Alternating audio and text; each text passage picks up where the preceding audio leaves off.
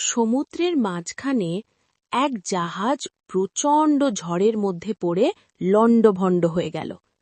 সেই জাহাজের বেঁচে যাওয়া এক যাত্রী ভাসতে ভাসতে এক নির্জন দ্বীপে এসে পৌঁছাল। জ্ঞান ফেরার পর প্রথমেই সে আল্লাহর কাছে প্রাণ খুলে ধন্যবাদ জানাল তার জীবন বাঁচানোর জন্যে। প্রতিদিন সে দ্বীপের তীরে এসে বসে থাকত, যদি কোনো জাহাজ সেদিকে আসে এই আশায়। কিন্তু প্রতিদিনই তাকে হতাশ হয়ে ফিরে আসতে হতো।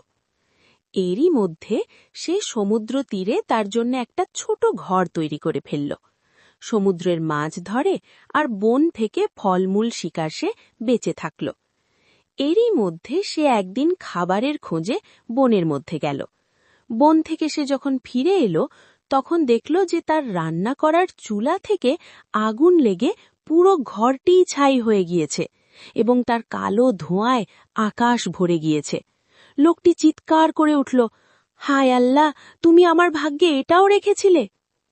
পরদিন সকালে এক জাহাজের আওয়াজে তার ঘুম ভাঙল। জাহাজটি সেই দ্বীপের দিকে তাকে উদ্ধার করার জন্যই আসছিল।